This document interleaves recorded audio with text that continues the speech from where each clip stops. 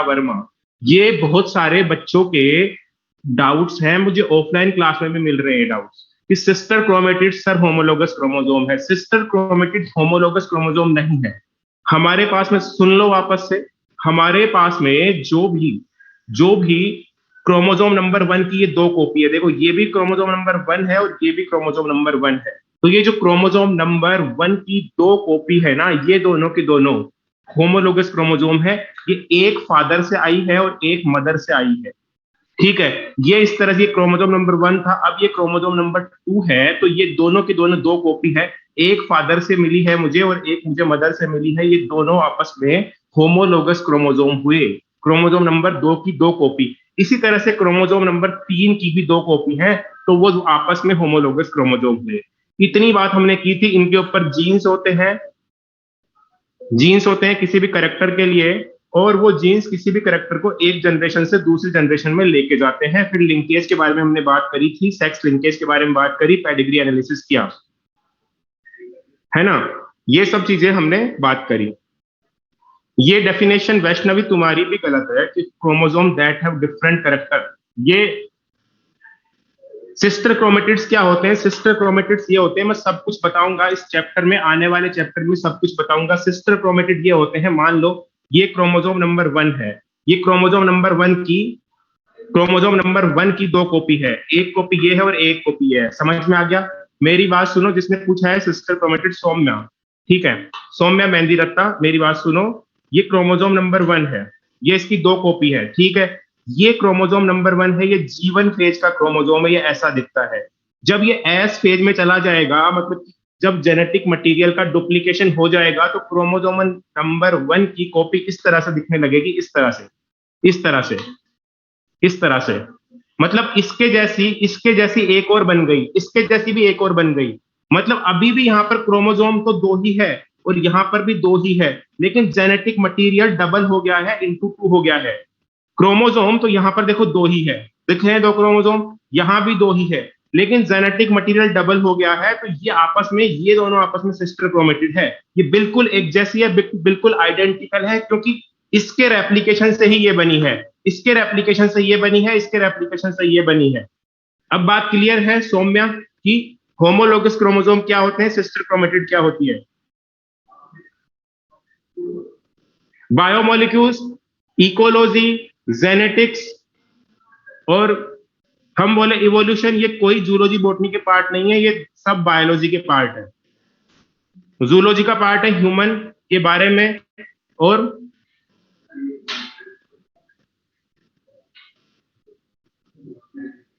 Good afternoon Pramesh Kumar. Okay, mike मैंने नीचे कर लिया। अब हम बात कर रहे हैं आगे की, तो सुनो मेरी बात। आगे की बात हम करने वाले हैं, आज की क्लास में हम बात करेंगे कि ये एक क्रोमोसोम है।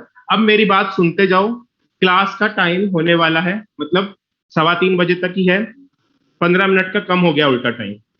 तो बात सुनते जाओ, जो भी डाउट होगा डाउट क्लास में लेंगे। हाँ, ये वाले भी होमोलोगस है, दीज आर आल्सो होमोलोगस, ये भी होमोलोगस है और ये भी होमोलोगस है, दोनों के दोनों, ये भी होमोलोगस है, ये भी दोनों होमोलोगस है। अब मेरी बात सुनो, आगे चलो। अरे एमएलसी वाले जो बच्चे हैं, तुम में से जो भी एमएलसी का है, उनको तो कोई डाउट नहीं है ना होमोलोगस क्रोमोसोम में? ओके, ठीक है। अब आज की तारीख में हम बात करेंगे कि ये जो हमारा क्रोमोसोम है, ये डीएनए से बना है। तो डीएनए क्या है, डीएनए किससे बना है?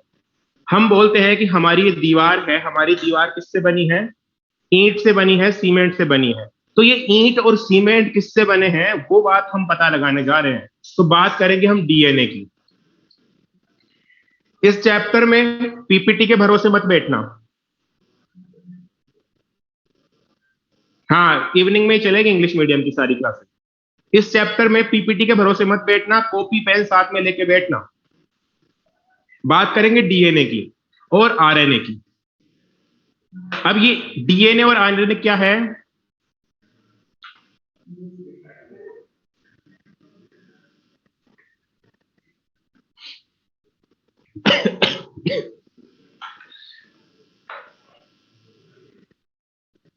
डीएनए और आरएनए क्या है बताओ? क्या ये जेनेटिक मटेरियल है? ये हो गया सिंपल सी बात है न्यूक्लिक एसिड। ठीक है, ये हो गया न्यूक्लिक एसिड, ये न्यूक्लिक एसिड है क्योंकि ये न्यूक्लियस में पाया जाता है। तो हमारे पास में डीएनए है या फिर आरएनए है बताओ? हमारे पास में डीएनए है या फिर आरएनए है?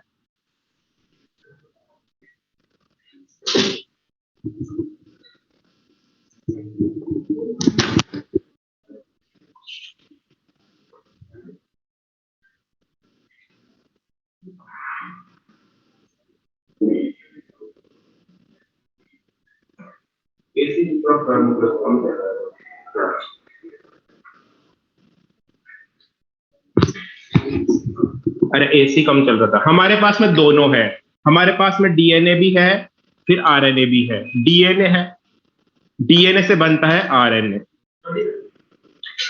चैप्टर में साथ साथ में लिखते रहना जो भी लिखना है। और आरएनए से बनती है प्रोटीन। इस प्रोसेस को क्या बोलते हो जब डीएनए से आरएनए बनता है? ट्रांसक्रिप्शन। और इस प्रोसेस को आरएनए से प्रोटीन, ट्रांसलेशन। और ये जो प्रोसेस है डीएनए टू डीएनए इसको बोलते हो रेप्लिकेशन। आ गई बात समझ में? ठीक है। हाँ हाँ, ये नीट में आया था। मैं तो पहले से ही पढ़ाता हूँ इसे, सभी लोग पहले से पढ़ाते हैं क्योंकि सेंट्रल डोगमा का पार्ट है। ठीक है, तो ये बात हो गई हमारी इस प्रोसेस की। अब हम बात करने वाले हैं कि हमारे अंदर डीएनए है जो इंफॉर्मेशन स्टार्ट करता है। बातें कम करो अभी, अभी बातें कम करो, पहले समझ लो। मैं आराम से टाइम दूंगा बोलने का, पहले मेरी बातें सुन लो। हम क्या कर रहे हैं? डीएनए की बात कर रहे हैं। तो जो डीएनए है ये हमारे अंदर क्या करता है? इंफॉर्मेशन को स्टोर रखता है, लेकिन उसके एक्सप्रेशन के अंदर जो काम में आता है वो है आरएनए। तो डीएनए इंफॉर्मेशन को स्टोर करने के लिए एक अच्छा मटेरियल है, लेकिन उस इंफॉर्मेशन को एक्सप्रेस करवाने के लिए आरएनए अच्छा मटेरियल है। इसीलिए डीएनए से डायरेक्ट प्रोटीन नहीं बनता, पहले आरएनए बनता है। ठीक है, आ गई बात समझ में? अब बात करते हैं आगे की। आज हम देखने वाले हैं कि अगर हम डीएनए को तोड़ते जाए, डीएनए को तोड़ते जाए तो हमें कुछ चीजें मिलती है। डीएनए या फिर आरएनए को तोड़ते जाए, तो डीएनए या फिर हम आरएनए को तोड़ते जाए तो हमें कुछ चीजें मिलती है। देखो कुछ चीजें बेसिक चीजें हैं, जैसे कि डीएनए को सबसे पहले किसने देखा? तो डीएनए को सबसे पहले देखा था फ्रेडरिक मिशर ने। फ्रेडरिक फ्रेडरिक मिशर ने किस चीज में? पस सेल के न्यूक्लियस में देखा था। तो इन्होंने इसको देख के बोला कि दिस इज न्यूक्लिन, न्यूक्लिन नाम दिया था। फिर बाद में एल्टमान ने बोला कि दिस इज न्यूक्लिक एसिड। ठीक है, ये चीज आपको पता है, ये चीज आपके मॉड्यूल में लिखी हुई है, पीपीटी में लिखी हुई है, आपको मिल जाएगी। फर्स्ट सेल होती है ना, जैसे कोई वुंड हो गया वहां पे वो मतलब वहां पे वुंड हो गया, वुंड होने के बाद में वहां पे वो हील नहीं हुआ तो वहां पर मवाद पड़ गई, तो मवाद की सेल कहते। ठीक है, ओके। तो यहां पर हम बात कर रहे हैं डीएनए और आरएनए की। जब हम इनको तोड़ते जाएंगे तो यहां पर तीन तरह की चीजें मिलेगी। पहली तो होगी जो होगी पेंटोज शुगर। फिर जो दूसरी चीज होगी वो होगी फोस्फोरस। फिर जो तीसरी चीज होगी वो होगी नाइट्रोजिनस बेस। ठीक है, ये तीन चीजें हमें मिलेगी। यहां से ऐसे कैसे लिखना चालू कर दो और पहली हेडिंग डाल लो पेंटोज शुगर। ऐसे कैसे लिखना चालू कर दो, ये जो मैंने लिखा है पहली हेडिंग डाल लो पेंटोज शुगर। मैं इसको मिटा रहा हूं, जल्दी लिखो। ऑफलाइन की तरह टाइम देना पड़ रहा है मुझे आज, क्योंकि ये चैप्टर है ही ऐसा बोर्ड पे पढ़ने वाला।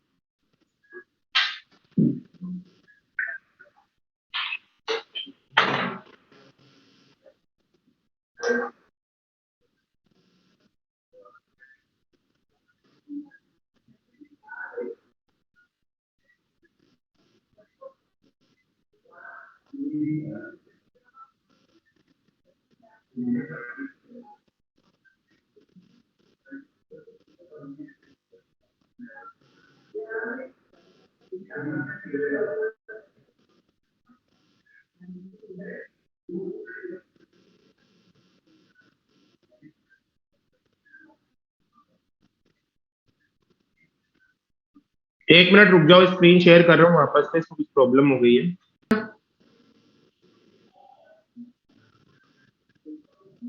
ओके ठीक है ठीक है, आ गई मेरे पास रिप्लाई। तो अब हम बात करने वाले हैं सबसे पहले पेंटोज शुगर की।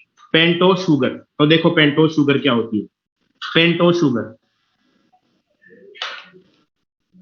Pentose sugar means 5 carbon sugar, ठीक है। पेंटोज शुगर जो हमारे पास में है उसका नाम है, बताओ क्या नाम है, बताओ। पीडीएफ मिल जाएगा, लेकिन ये चैप्टर देखो, सब लोगों को एक बात मैं कह देता हूं, पीडीएफ मिलेगा, लेकिन ये चैप्टर पीडीएफ से समझ में नहीं आएगा। जहां पर समझ में आ जाएगा वहां पे मैं खुद पीडीएफ से पढ़ा दूंगा, ठीक है। तो अभी प्लीज इस बात में डिस्कस मत करो। मैं बोल रहा हूं कि आप है ना, जो कागज पेन ले लो, लिखना चालू कर दो। 5 कार्बन मतलब इस शुगर के अंदर 5 कार्बन है, ठीक है।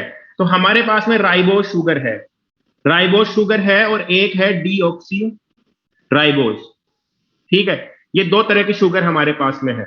तो जब हम राइबोस शुगर की बात करते हैं तो हम इसका फॉर्मूला बना रहे हैं, ये देखो। राइबोस शुगर मींस ये पेंटोस शुगर है, मतलब इसका फार्मूला होगा C5H10O5। इसका फॉर्मूला जब मैं यहाँ पे स्ट्रक्चर में लिखता हूं तो कुछ इस तरह से बनाना, इस तरह से। ये कार्बन नंबर 1, ये 2, ये 3, ये 4 एंड ये 5, CH2OH। आ गई बात समझ में? अरे ऑडियो किस किस के पास नहीं आ रहा? सभी के पास ऑडियो आ रहा है, वरना सब बोलते हैं कि नहीं आ रहा। ऑडियो आ रहा है? ओके ठीक है, जिसके पास नहीं आ रहा हो पेज को रिफ्रेश कर लो, आ जाएगा, ठीक है। यहां पर होगा OH, ये H, यहां पर होगा OH, फिर ये H, ये OH, ये H, और यहां पर H। तो यहां पर तुम लोग गिन सकते हो कि देखो 5 ऑक्सीजन है, 1 2, ये फिर 3 4, और ये 5, ये 5 ऑक्सीजन। हाइड्रोजन की बात करें तो 1 2 3 4 5 6 7 8 9 और 10 हाइड्रोजन। और अगर बच गया कार्बन, तो कार्बन 1 2 3 4 5, कार्बन की नंबरिंग तो मैंने करी हुई है। तो इस तरह से ये फॉर्मूला हुआ राइबोस शुगर का। बना लो, लिख लो, ribose sugar, it is present in RNA, ठीक है। बनाओ जल्दी से।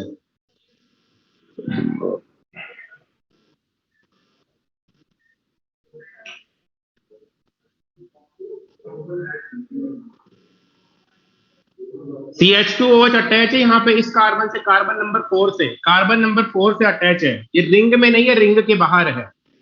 कार्बन नंबर 4 पर अटैच है CH2OH, रिंग के अंदर नहीं है, रिंग के बाहर है। इस कार्बन नंबर 4 की वैलेंसी देखो, एक वैलेंसी ये वाला बॉन्ड, एक वैलेंसी ये वाला बॉन्ड, एक वैलेंसी H, और एक वैलेंसी CH2 जुड़ा हुआ है। बन गया, ठीक है। अब मैं बना रहा हूं डीऑक्सीराइबोज। डीऑक्सी का मतलब एक ऑक्सीजन कम है। तो एक ऑक्सीजन कम है, तो बताओ ऑक्सीजन कौन से कार्बन से हटाऊं, कौन से कार्बन से ऑक्सीजन हटाऊं, बताओ।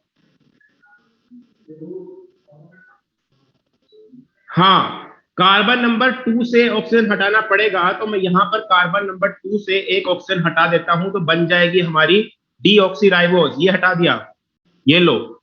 अब यहां पर दोनों साइड एच एच है, ये लो, ये एच, ये हटा दिया। यहां पर अब वापस से एच आ गया, ये। तो ये हो गई हमारी डीऑक्सी। बना लो जल्दी से, deoxyribose sugar, and it is present in DNA.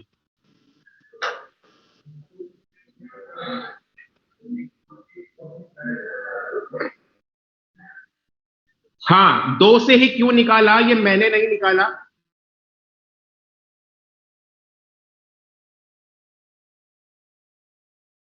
ये कार्बन है, ये कार्बन है, ये कार्बन है, ये कार्बन है, पर ये नाइट्रोजन है और ये नाइट्रोजन है, तो इसको बोलोगे हीटेरोसाइक्लिक। तो प्यूरिन और पाइमरेमिडीन कैसे हैं? हीटेरोसाइक्लिक कंपाउंड्स हैं। ये बात आपको समझ में आने से करने वाले हैं प्यूरिन्स के स्ट्रक्चर की, ठीक है। तो प्यूरिन्स का जो स्ट्रक्चर है देखो कैसे होता है। प्यूरिन के स्ट्रक्चर के अंदर दो रिंग होती है, ठीक है। एक रिंग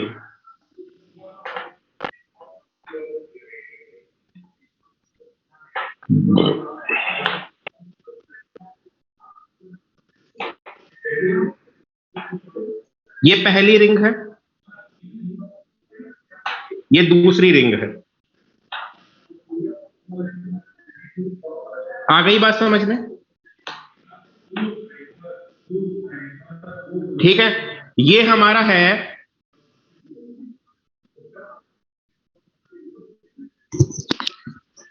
ठीक है, अब कब नहीं कटेगी। ये हमारा है एडिनिन,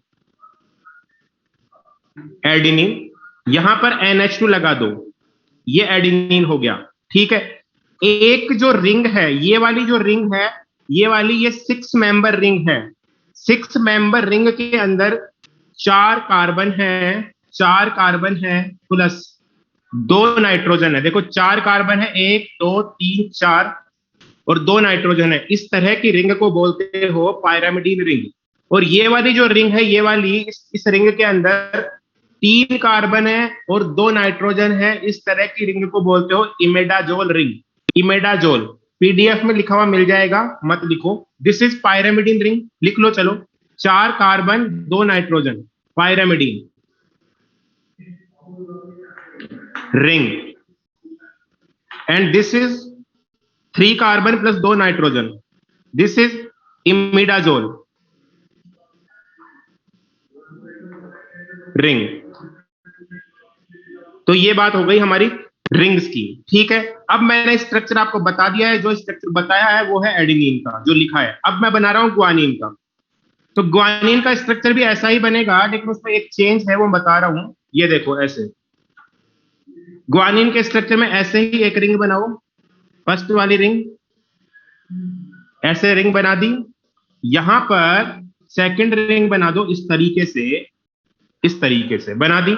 यहां पर जोड़ दो O और यहां पर जोड़ दो NH2। ये हो गई तुम्हारी ग्वानिन की रिंग, ये तुम्हारा हो गया ग्वानिन।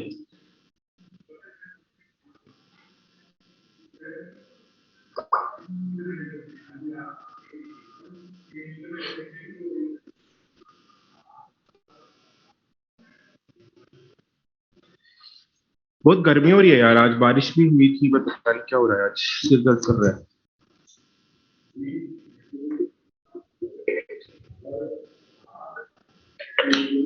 अब इतना टेंशन में मत आओ स्ट्रक्चर देख करके, मैं खुद बता दूंगा क्या याद रखना है क्या याद नहीं रखना। पढ़ाना तो पूरा ही पड़ेगा, जो याद रखना है वो बता दूंगा, ठीक है। अब देखो यहां पर ये हो गया तुम्हारा ग्वानिन, ठीक है। यहां पर इनकी नंबरिंग मैंने नहीं करी है,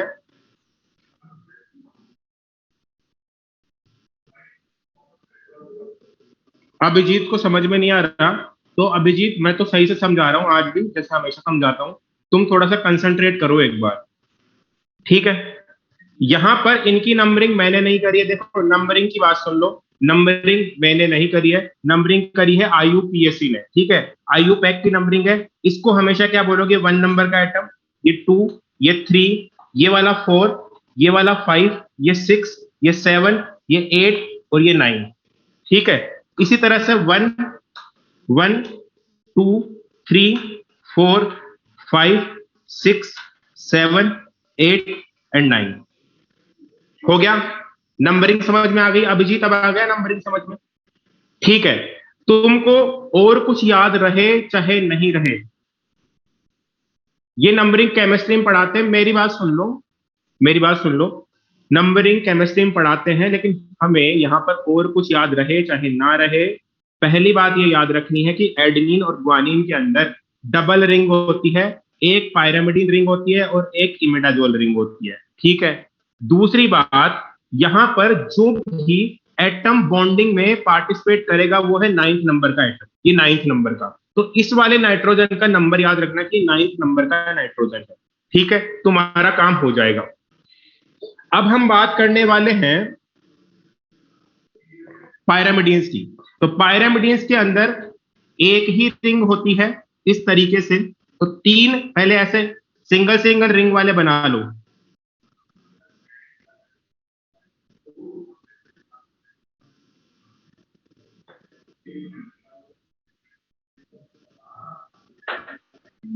इस तरह से सिंगल सिंगल रिंग वाले 3 बना लो। नंबरिंग कर देते हैं इसकी। इनकी नंबरिंग यहां से स्टार्ट होगी, 1 2 3 4 5 6। 1 2 3 4 5 6। 1 2 3 4 5 6। ठीक है, हो गई बात। हाँ ठीक है, भेज देंगे आयुष। अभी तुम लिखना स्टार्ट करो, लिखते रहो पहले। ये नंबरिंग हो गई। अब तुम्हें क्या करना है, तुम्हें यहां पर कर देना है 2 नंबर पे हर जगह पर ऑक्सीजन जोड़ दो।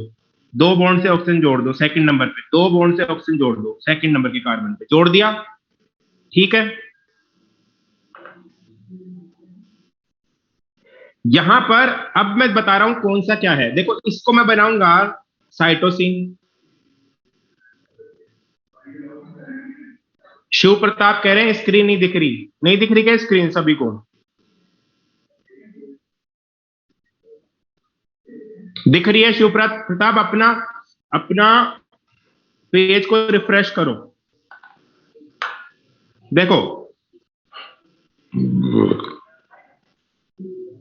बात सुन लो। हाँ ठीक है, इट्स ओके। बात सुन लो। इसको मैं बनाऊंगा साइटोसिन, इसको बनाऊंगा यूरेसिल, इसको बनाऊंगा थायमीन। तो देखो क्या चेंज करना है। जब मैं इसको साइटोसिन बना रहा हूं, अभी ये तीनों एक जैसे हैं, तीनों में बिल्कुल चेंज नहीं है। जब इसको मैं साइटोसिन बना रहा हूं तो यहां पर क्या करना है, NH2 जोड़ देना है। ठीक है, जब इसको मैं यूरेसिल बना रहा हूं तो यहां पर डबल बॉन्ड से ऑक्सीजन जोड़ देना है। ठीक है, और जब इसको मैं थायमीन बनाना चाहता हूं तो यहां पर तो ऑक्सीजन जुड़ेगा ही डबल बॉन्ड से, कि डबल बॉन्ड से ऑक्सीजन जोड़ दिया ये। और यहां पर एक CH3 ग्रुप जोड़ दो, मिथाइल ग्रुप जोड़ दो। अब ये बन गया थायमीन, ये बन गया यूरेसिल, और ये बन गया साइटोसिन। बात आ गई समझ में? ठीक है, ये हो गए साइटोसिन, यूरेसिल और थायमीन। ये पायरामिडीन के स्ट्रक्चर हैं। अब पहली बात तो ये है कि तुम्हारी कॉपी में, तुम्हारे नोटबुक में देखो, यूरेसिल और थायमीन को कंपेयर करो। देखो क्या क्या मैं थायमीन को, देखो यूरेसिल और थायमीन को कंपेयर करो, क्या क्या चेंज है। ठीक है, ठीक है। अब यहां पर चेंज क्या है कि थायमीन के अंदर 5th पोजीशन पे मैथिल लगा हुआ है। तो क्या मैं थायमीन को ये बोल सकता हूं 5 मिथाइल, 5 मिथाइल यूरेसिल। मतलब यूरेसिल में 5वीं पोजीशन पे मैथिल लगा हुआ है। तो इसका दूसरा नाम जो है वो हो गया, इसका दूसरा नाम, इसका सिनोनिम जो है वो हो गया 5 मेथिल यूरेसिल। लिख लो। क्या मैं यूरेसिल को डीमिथाइलेटेड थायमीन बोल सकता हूं? डीमिथाइलेटेड थायमीन, कि इस थायमीन में से एक मिथाइल निकाल दिया तो ये डीमिथाइलेटेड थायमीन हो गया। तो ये दोनों इनके अल्टरनेट नाम यूज किए जा सकते हैं एग्जाम में, इनको लिख लो। ठीक है,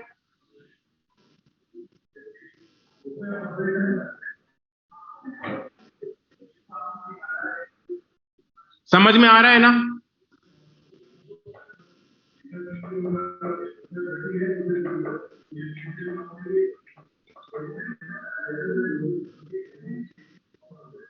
ठीक है, तो तुमने लिख लिया तो मैं इसको मिटा रहा हूं, क्योंकि फिर तुमको टेक्स्ट नहीं दिखेगा। अगले वाला टेक्स्ट मिटा दूं?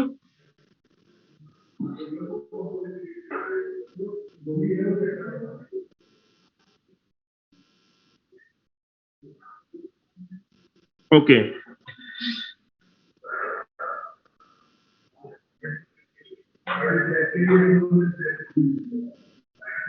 तो जल्दी लिख लो। जिक्रा, जिक्रा फातिमा, जल्दी लिखो बेटा। हाँ, लिख लिख के, जो जो चीज लिख लिख के पढ़ाते हैं वो लिख लिख के पढ़ाता हूं मैं। टेंशन मत लो। इस चैप्टर में जो लिखने का पार्ट है लिख के ही पढ़ाऊंगा, बोर्ड की तरह ही लगेगा। पर कुछ चीजें तो मैं ऑफलाइन के अंदर भी पीपीटी से पढ़ाता हूँ, तो वो पीपीटी से पढ़ाने दो, जो वहां पे लिख के पढ़ाना लिख के पढ़ा दे।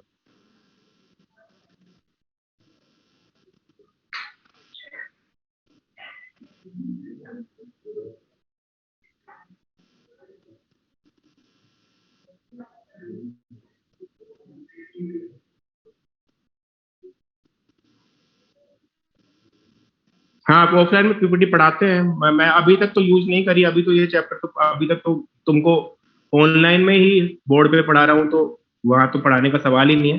लेकिन कुछ पोर्शन आएगा थ्योरेटिकल, उसको तो मैं पीपीटी से ही पढ़ाऊंगा, जैसे कि अपने आरएनए के जो टाइप्स है वो तो पीपीटी में पढ़ाएंगे, उनको क्या पढ़ाएंगे बोर्ड के ऊपर। हाँ, वो अभिजीत वो नहीं लगा, वो मैं बोलता था लेकिन वो मेरी नहीं चलती ना वो। नहीं, नहीं पढ़ाता पीपीटी से, कुछ पोर्शन पढ़ा देता हूँ अगर लेक्चर्स कम पढ़ रहे होते।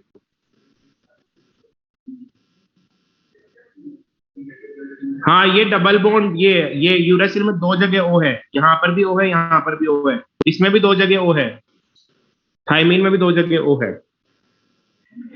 ठीक है।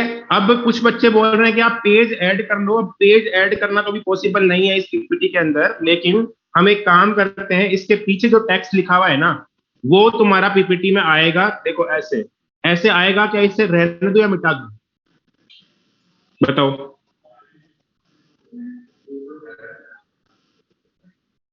मिटा देता हूं इसे, क्या करोगे इसका, तब तुमने लिख लिया है तो मिटा देने दो।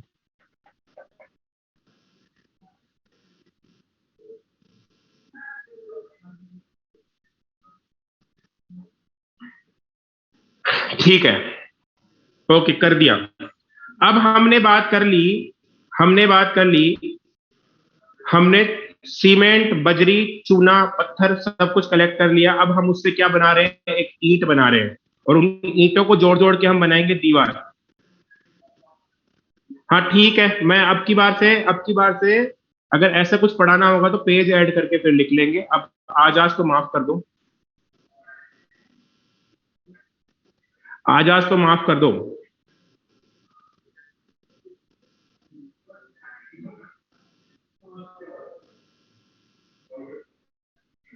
ठीक है, तो ये बात है। अब आगे चलो, आगे हम क्या करने वाले हैं, आगे अब हम करने वाले हैं न्यूक्लियोटाइड कैसे बनता है, न्यूक्लियोटाइड का फॉर्मेशन। तो न्यूक्लियोटाइड का फॉर्मेशन करने के लिए देखो, सबसे पहले मैं ले रहा हूं यहां पर एक शुगर। ठीक है, यहां पे शुगर ले ली, इस तरीके से बना लो सभी sugar, O H, H, H, O H, sorry उल्टा कर दिया,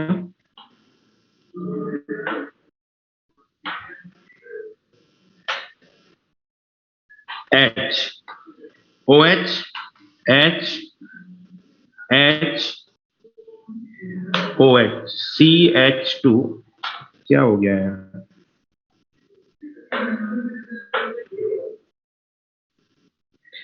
सी एच टू ओ एच। आ गई बात समझ में। अब हम क्या करने वाले हैं, सबसे पहले नाइट्रोजिनस बेस को इसमें जोड़ने वाले हैं। तो देखो, नाइट्रोजिनस बेस को जब हम जोड़ रहे हैं तो सबसे पहले मैं जोड़ रहा हूं यहां पर पायरेमिडीन को, ये हो गया तुम्हारा पायरेमिडीन, सॉरी प्यूरिन को जोड़ रहा हूं पहले, एन,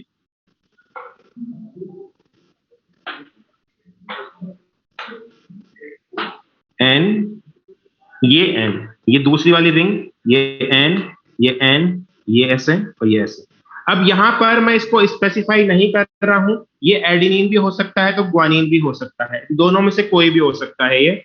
ठीक है, यहां का H और ये OH, देखो अब ध्यान से देखो बोर्ड पे, ये वाला OH शुगर का OH, और नाइन्थ पोजीशन पे ये जो एटम था, नाइन्थ पोजीशन पे, इसकी नंबरिंग मैंने बताई थी कि याद रखना, नाइन्थ पोजीशन पे मिलने वाला नाइट्रोजन, इसका H और ये OH मिलकर के बॉन्ड बनाएंगे इस तरीके से।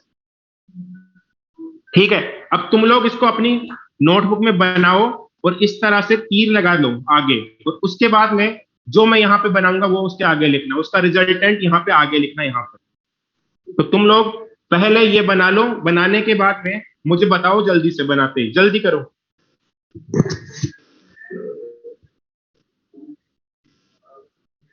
ठीक है, अब यहां पर क्या करना है कि मैं मिटा रहा हूं, तुम मत मिटाना, तुम अलग से बनाना। मैंने इसको मिटा दिया।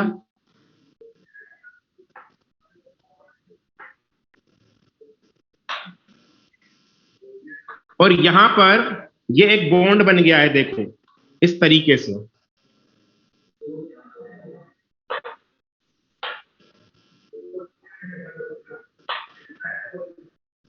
ये जो बॉन्ड है,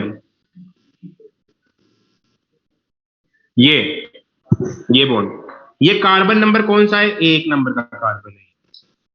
ठीक है, तो इस बॉन्ड को क्या बोलोगे? अब इस बॉन्ड का नोमेनक्लेचर देखते हैं। सबसे पहले तो जब शुगर में, जब ये शुगर है, इसमें फर्स्ट कार्बन पे ये OH यहां पर ऊपर था ना, ये जो शुगर, देखो इधर देखो, ये जो शुगर थी, पहले कार्बन पे OH अगर ऊपर होता है तो इसे क्या बोलते हैं? बीटा। अगर यहां पर OH नीचे की साइड होता है तो इसे क्या बोलते हैं? अल्फा। यहां पर OH ऊपर की साइड था ना, इसमें, इस वाले में OH ऊपर की साइड था ना। ठीक है, तो पहले इस बॉन्ड, ये बना लो, पहले बना लो इसे, इसे बना लो, बना लो।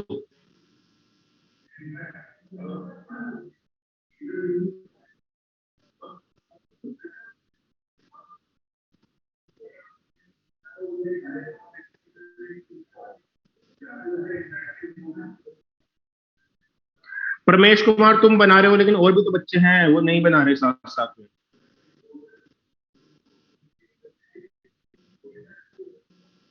अरे सबने बना लिया क्या? ओके ठीक है फिर। तो यहां पर इस बॉन्ड का नोमेनक्लेचर बता रहा हूं मैं, बीटा, क्योंकि OH ऊपर की साइड था, बीटा। ये पहला एटम है कार्बन, शुगर का कार्बन जो है वो फर्स्ट था, तो 1, बीटा 1। नाइट्रोजनस बेस का एटम नंबर 9 था, तो 9, एन। यहां पर एन था, शुगर किसी के साथ में बॉन्ड बनाता है तो ग्लाइकोसिडिक बॉन्ड बोलते हो। पीपीटी में ये सब कुछ होगा, लेकिन पीपीटी में अलग अंदाज में होगा। पीपीटी में अलग अंदाज, देखो मैं पीपीटी दिखा देता हूं पहले। तुमको अगर गलतफहमी हो कि पीपीटी से हमें समझ में आ जाएगा, तो देखो बात करो।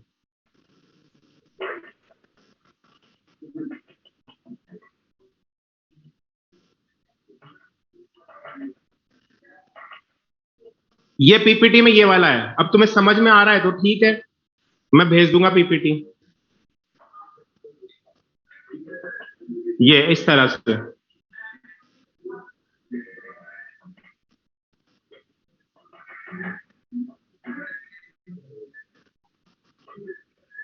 तो इस बॉन्ड का जो नाम है वो है बीटा 19 एन ग्लाइकोसिडिक लिंकेज। समझ में आ गया?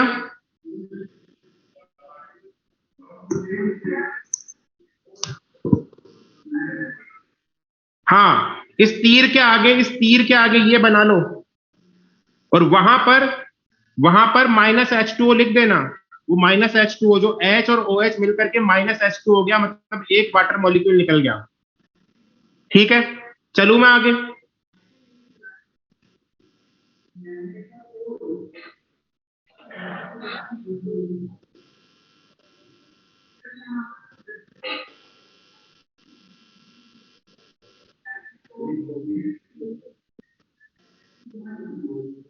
चलू क्या आगे?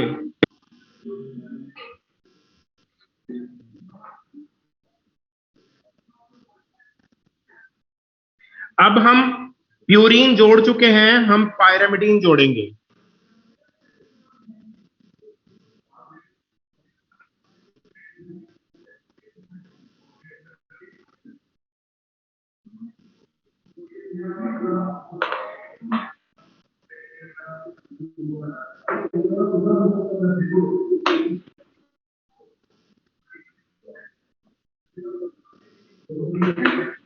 ये पायरामिडीन ले रहा हूं मैं।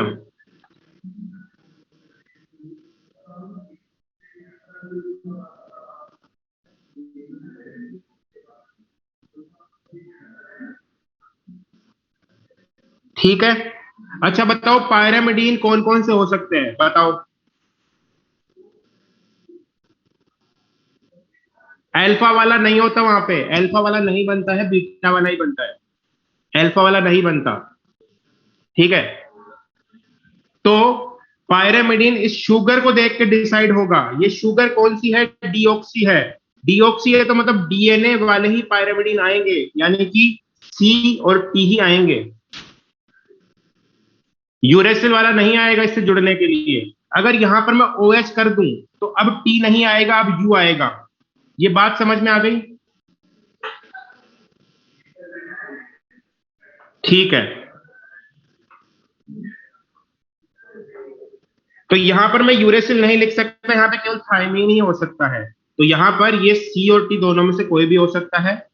यहां पर इसका जो H है, ये दोनों मिलकर के इस तरह से -H2O हो जाएगा, -H2O हो गया, -H2O।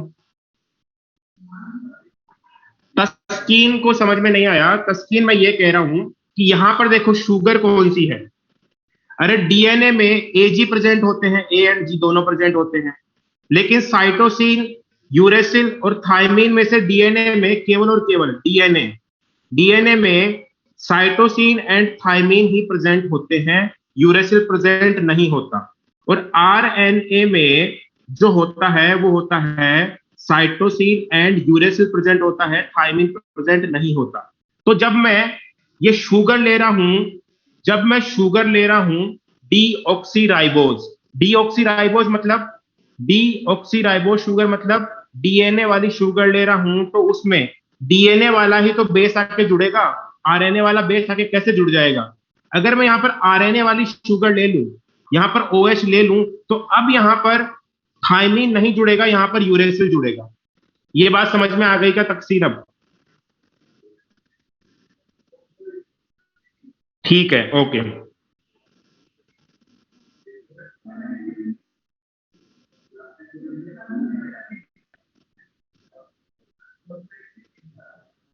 ठीक है। अब यहां पर इसको ड्रॉ कर लिया होगा, तो यहां पर मैं अब आगे कर रहा हूं, मेरे हिसाब से तुम अपना अलग बनाओगे। ठीक है। आगे तीर लगा के, आगे एरो का निशान लगा के आगे ये बना दो इस तरीके से। ये वाला जो बॉन्ड बना है, ये वाला बॉन्ड, ये वाला, इन दोनों के बीच में ये वाला बॉन्ड, ठीक है। ये वाला बॉन्ड है, यहाँ पे कार्बन नंबर 1 है और ये एटम नंबर 1 है, तो इसका नाम क्या हो जाएगा, beta 1 1 glycosidic and glycosidic linkage. आ गई क्या बात समझ में?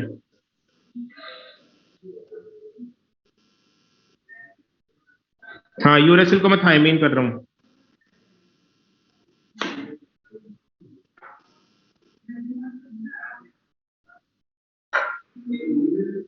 आ गई क्या बात समझ में, बीटा 1 1 एन ग्लाइकोसिडिक लिंकेज। अरे इसका नोमेनक्लेचर समझ में आ गया क्या? क्योंकि आरएनए में, शिव प्रताप, क्योंकि आरएनए में थायमीन नहीं होता है, आरएनए में थायमीन नहीं होता है।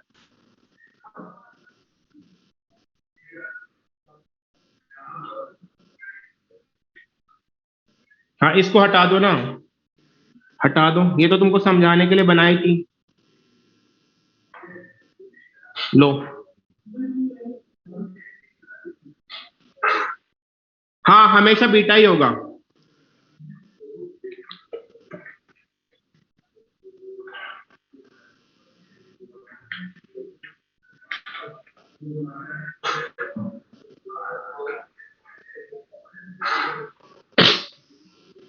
देखो,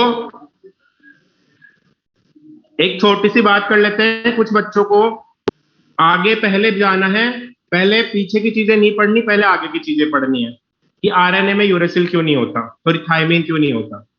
थायमीन का स्ट्रक्चर मैंने बताया था, देखो ये थायमीन है,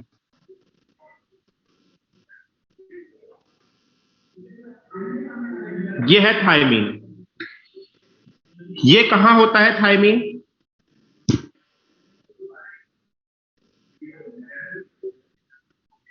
ये थायमिन कहाँ होता है? डीएनए में। और ये यूरेसिल कहाँ होता है? आरएनए में।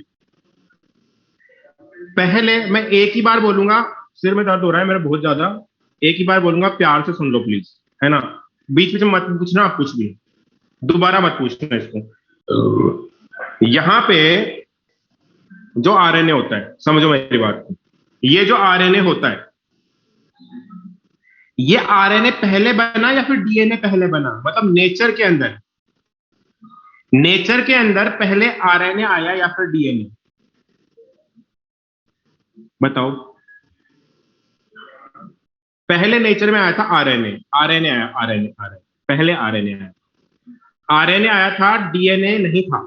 अरे आरएनए ही तो आएगा, क्योंकि हमको भी डीएनए से आरएनए बनाने की जरूरत पड़ती है। हाँ, आरएनए बढ़ता, हमको अभी भी डीएनए से आरएनए बनाने की जरूरत पड़ती है। डीएनए डायरेक्ट एक्सप्रेस नहीं हो सकता, तो पहले आरएनए ही आया था। लेकिन आरएनए में कुछ तो कमी होगी, आरएनए के अंदर कुछ तो कमी होगी, तो उसको नेचर ने डीएनए में कन्वर्ट किया।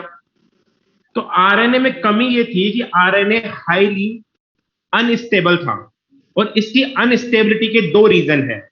एक तो शुगर, आरएनए में शुगर होती है राइबोज, ये वाली, ठीक ठीक है, ये वाली।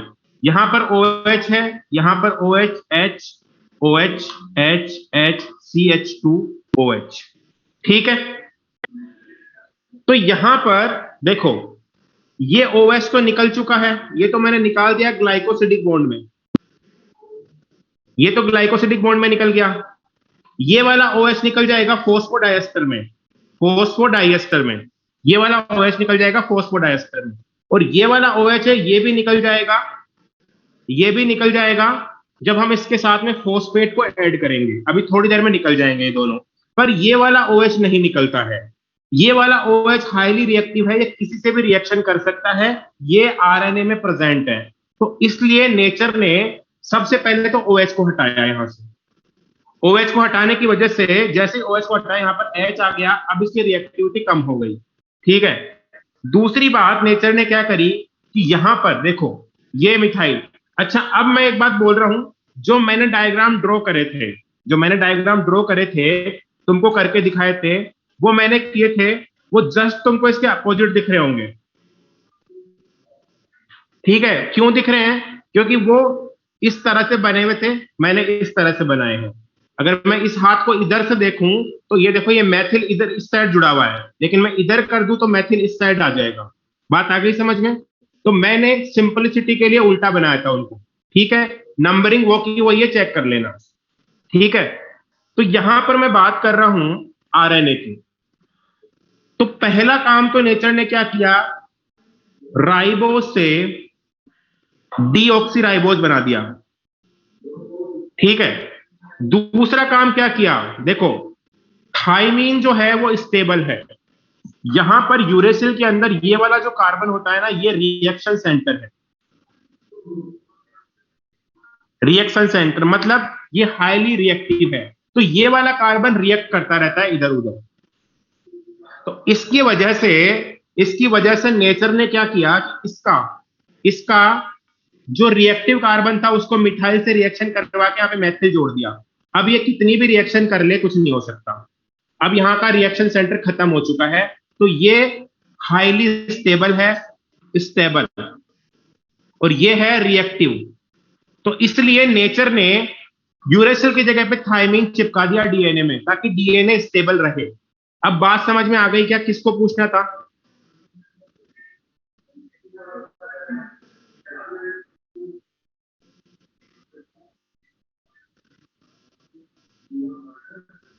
बात समझ में आ गई क्या, किसको पूछना था? ठीक है, तो अब आगे चलते हैं, और मैं जो पढ़ा रहा हूं ना उतना पढ़ लो, मैं पढ़ा रहा हूं उतना पढ़ लो, आगे आगे मत भगो।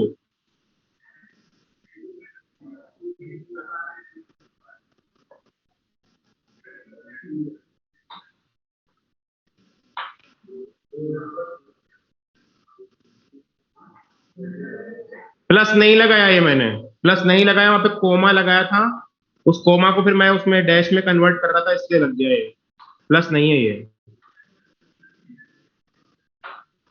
अच्छा, यहां तक सबको समझ में आ गया? सबका क्लियर है? वो आयुष बोल रहा है मैं 11th का स्टूडेंट हूं, तो प्लीज लाइन टू लाइन पढ़ाओ। तो मैं लाइन टू लाइन ही पढ़ा रहा हूं, कुछ भी स्किप नहीं कर रहा हूं। ठीक है आयुष? अब यहां पर एक लाइन लिख लो, एक लाइन लिख लो कि in the case of purine, in the case of purine, line लिख लो, in the case of purine, लिखो ऐसे, in the case of purine atom number 9, and bracket में लिखो नाइट्रोजन, एटम नंबर 9 ब्रैकेट में लिखो nitrogen, participate in bond formation with first carbon of sugar. ये बात समझा दी मैंने। In the case of purine atom number 9,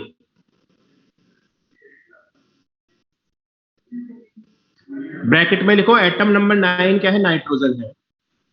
bracket में लिखो nitrogen, participate in bond formation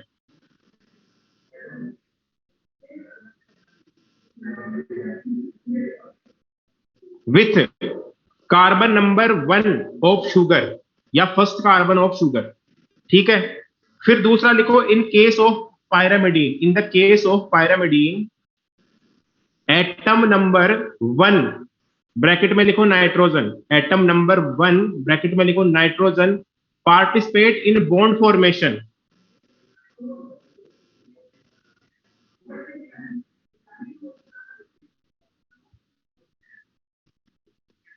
with first carbon of sugar. मतलब पायरामिडीन के केस में दोनों 1 1 होंगे और प्यूरिन के केस में 1 9 होंगे। बात आ गई समझ में?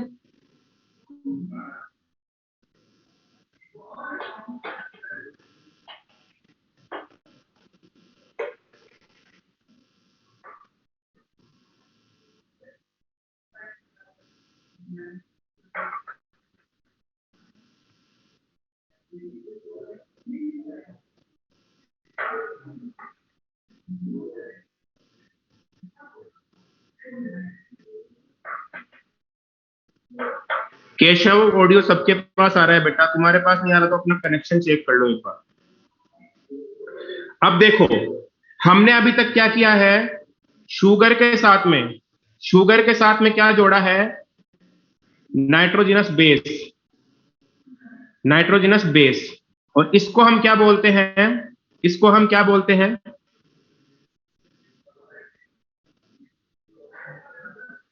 न्यूक्लियोसाइड।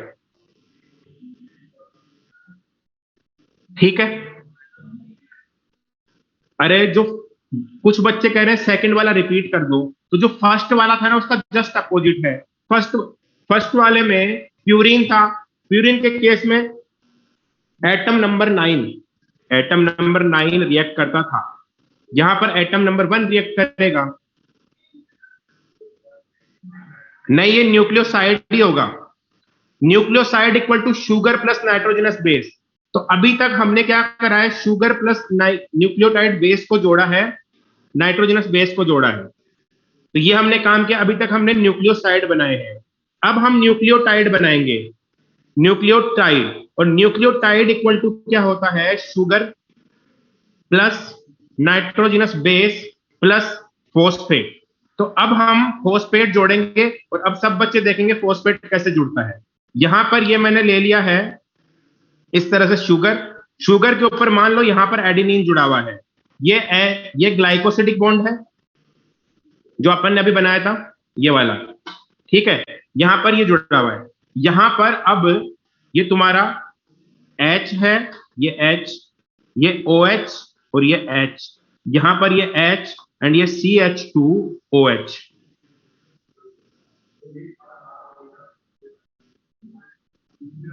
ठीक है? बात आ गई समझ में? तो अब हम क्या करने वाले हैं? अब हम इससे फॉस्फेट जोड़ेंगे, तो यहाँ पे फॉस्फेट को लेकर क्या हुआ? S, ये S है, ये S से OH, OH एंड OH। यहां पर अब क्या होगा? ध्यान से देखना बोर्ड के ऊपर, ये जो OH है फॉस्फोरिक एसिड एक एसिड है, तो ये H आयन डोनेट करेगा यहां से, और ये वाला OH मिलकर के -H2O, -H2O बनाओ जल्दी से, कॉपी पेस्ट।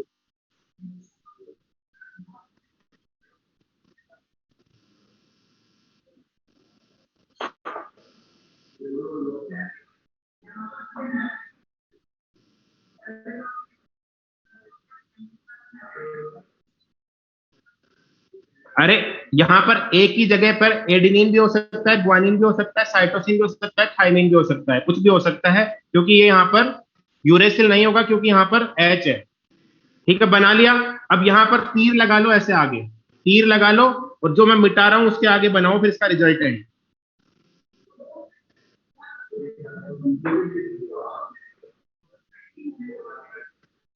इसका रिजल्टेंट बन गया ये बन गया तुम्हारी कुछ बुक्स के अंदर इसको बोला हुआ है फोस्फो ईस्टर बॉन्ड।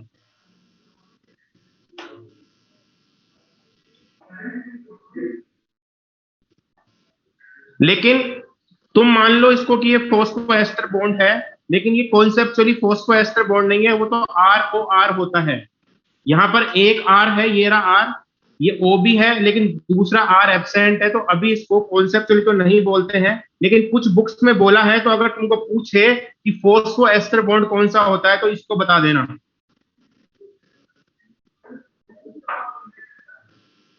बना लो इसको रिजल्टेंट में। अब ये क्या बन गया है, अब ये क्या बन गया है, न्यूक्लियोटाइड बन गया है न्यूक्लियोटाइड। अब तुम आओ पेज नंबर 74 में अपने मॉड्यूल के ऊपर।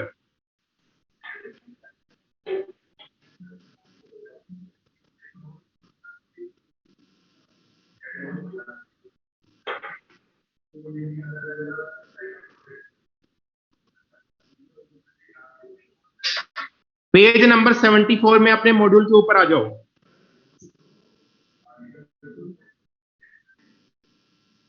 वहां पर एक टेबल टाइप में दे रखा है न्यूक्लियोटाइड्स का नोमेनक्लेचर। उसमें ऐसे लिखा हुआ है 1 2 3 4 5 6 7 8। दिख गया क्या सभी को? हाँ, पेज नंबर 74 पर डीएनए के जस्ट नीचे। ठीक है, उसमें पहले वाले को देखो, पहले वाले में क्या कह रहा है वो, न्यूक्लियोसाइड है राइबोज, राइबोज शुगर है, राइबोज शुगर प्लस क्या है, एडेनिन। तो राइबोज शुगर में एडेनिन जोड़ोगे तो वो क्या हो जाएगा, एडिनोसाइन। ठीक है, तो यहां पर उसका साइन बना लो उसके सामने कि ये राइबोज शुगर है, ऐसी ये राइबोज शुगर है।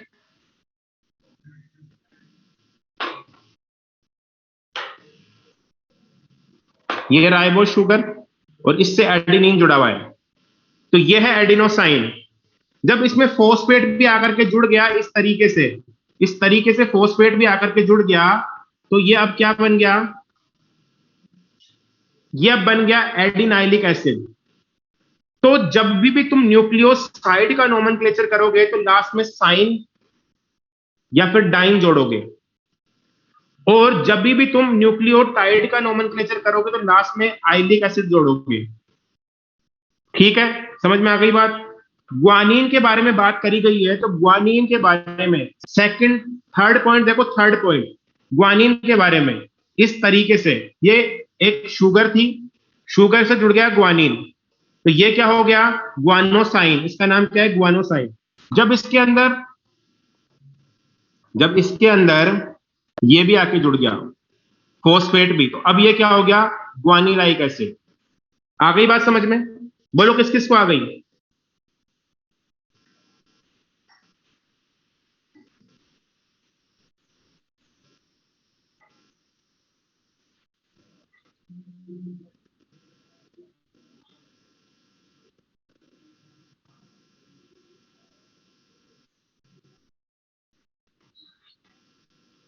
अरे सामने दिख तो रहा है कि ये न्यूक्लियोसाइड है, तो न्यूक्लियोसाइड में क्या होता है, नाइट्रोजन बेस और राइबोज शुगर।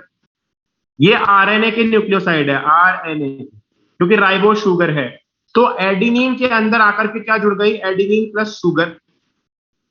ठीक है, एडिनिन प्लस शुगर, तो एडिनिन के अंदर शुगर जोड़ो, ये जोड़ दी, एडिनिन प्लस शुगर जोड़ दी, तो ये इस तरह का बन गया। अब न्यूक्लियोटाइड में फोस्फेट भी होगा साथ में, तो यहां पर एडिनाइलिक एसिड हो गया इसका नाम, और ये इसका साइन हो गया कि शुगर भी है, एडिनिन भी है और फोस्फेट भी है। वैष्णवी, क्लियर है? ओके, इसी तरह ग्वानिन में, अब साइटोसिन में इसी तरह से शुगर के ऊपर साइटोसिन जोड़ दो, और यहां पर अब नोमेनक्लेचर में देखो, यहां पहले से ही साइन लगा हुआ है, जो तुम यहां पर साइन लगा रहे थे यहां पे पहले से ही लगा हुआ है, तो यहां पर साइन नहीं लगा सकते, तो यहां पर डाइन लगा दिया। क्या लगा दिया? डाइन। तो ये हो गया साइटिडाइन, और यहां पर फिर आइलिक एसिड लगा दो, तो ये ऐसे, ये शुगर, शुगर के साथ में ये साइटोसिन और ये फॉस्फेट। आ गई बात समझ में? ऐसे ही अब ये क्या था, ये आरएनए था, तो आरएनए में थाइमीन नहीं होगा, यूरेसिल होगा, तो यूरेसिल वाला बनेगा, ये रहा यूरेसिल वाला। तो यहां पर इस तरीके से ये लो, ये यूरेसिल, और यहां पर इसका नाम हो गया यूरिडाइन, क्योंकि यहां पर भी सिल लगा हुआ है पहले से, और इस तरीके से ये लो, ये लो।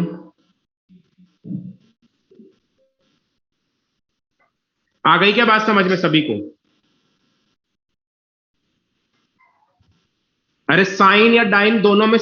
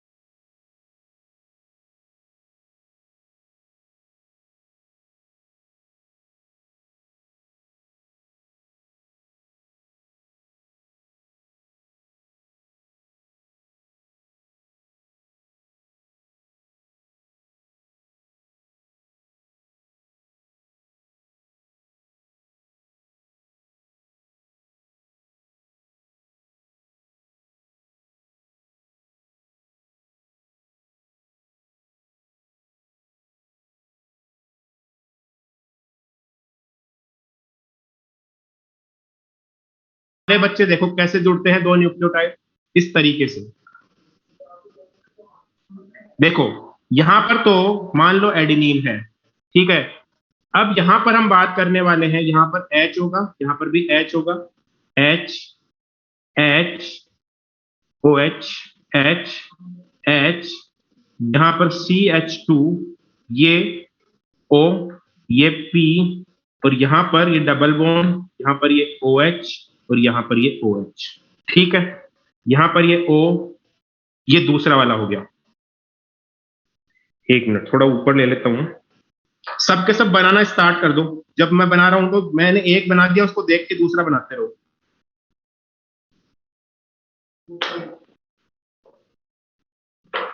ये O, ये दूसरा वाला, ये मान लो यहां पर ग्वानिन ले लिया मैंने, तो यहां पर H, यहां पर H, H, OH, H, H, CH2, O, P, OH, OH। फिर यहां पर तीसरा वाला भी ले लेते हैं,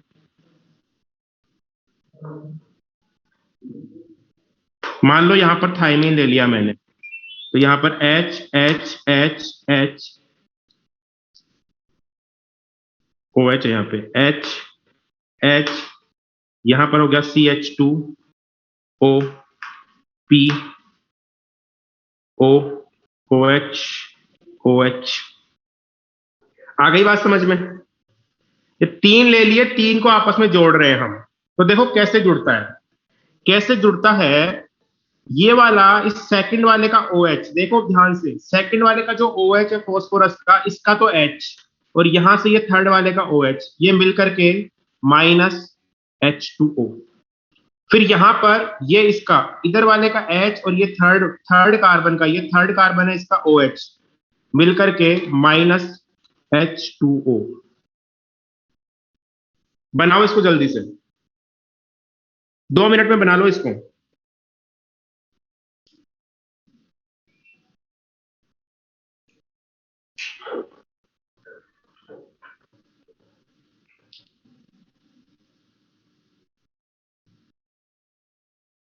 अरे बना लिया क्या?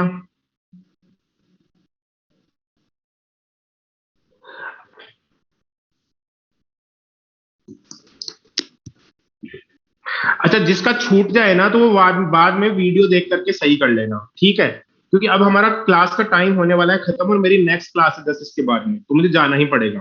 ठीक है, अब मैं क्या करने वाला हूं, अब मैं करने वाला हूं, देखो यहाँ पे तुम वापस से बनाओगे। मैं इसमें ही कलाकारी कर सकता हूँ क्योंकि मेरे पास यहाँ पे इरेजर है।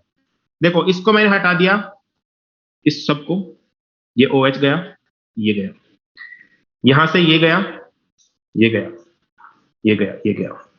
क्या बच गया? यहां पे क्या बच गया? ये, और ये ऐसे, ये, इस लाइन को भी हटा दो।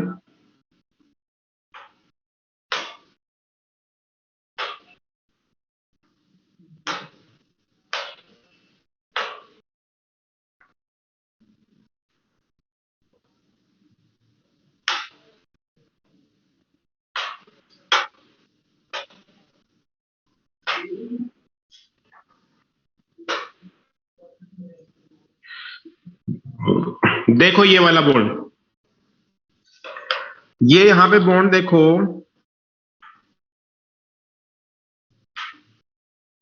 ये बॉन्ड,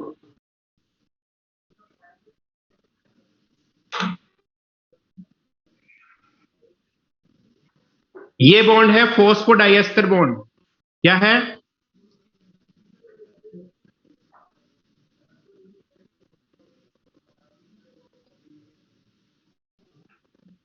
फॉस्फोडाइएस्टर बॉन्ड है इसका नाम। इसको बनाना बॉन्ड भी बोलते हैं,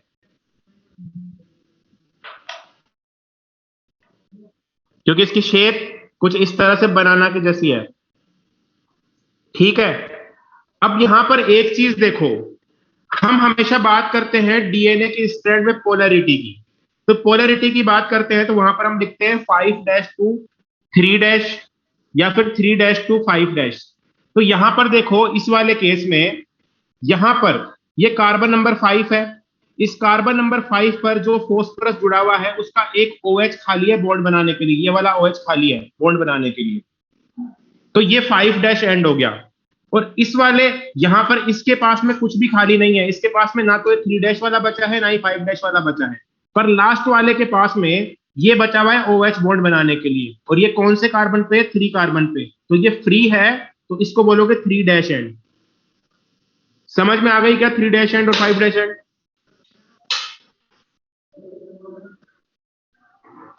अरे 3- एंड और 5- एंड समझ में आ गया? किसी को कोई प्रॉब्लम है कि यहां पर पांचवें कार्बन पे जो फॉस्फोरस जुड़ा है उसका OH खाली है, तो ये 5- यहां पर तीसरे कार्बन पर जो OH जुड़ा है वो बॉन्ड बनाने के लिए खाली है, तो ये 3-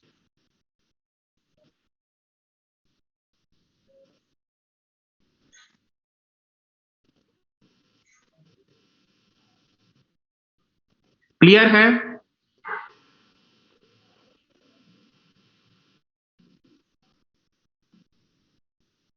तो यहां पर देखो, यहां पर ये 3 न्यूक्लियोटाइड है, तो 3 न्यूक्लियोटाइड के बीच में कितने फॉस्फोडाइस्टर बॉन्ड है? 2। मैं कहूं कि 100 न्यूक्लियोटाइड होंगे तो उनके बीच में कितने फॉस्फोडाइस्टर होंगे? 99। बस एक कम कर दो। मैं कहूं कि 1000 है तो 1000 के बीच में कितने होंगे? 90, 90, 999, 999। ये हो जाएगा केस, एक कम होगा। ठीक है, पोलरिटी की बात वापस बता रहा हूं। सौम्या पूछ रही है, मैं कह रहा हूं कि पांचवें कार्बन पर, इधर इस वाले एंड पे पांचवें कार्बन पर OH फ्री है बॉन्ड के लिए, तो ये 5 एंड हो गया।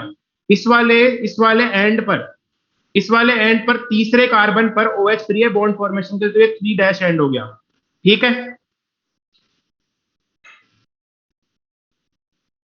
अच्छा सौम्या, सौम्या, अच्छा ओके। सौम्या लड़कों का भी नाम होता है, लड़कियों का भी होता है, मुझे लगा गर्ल है। ओके, ठीक है। Okay Saumy, Saumy, not Saumya. ठीक है सौम्य बेटा।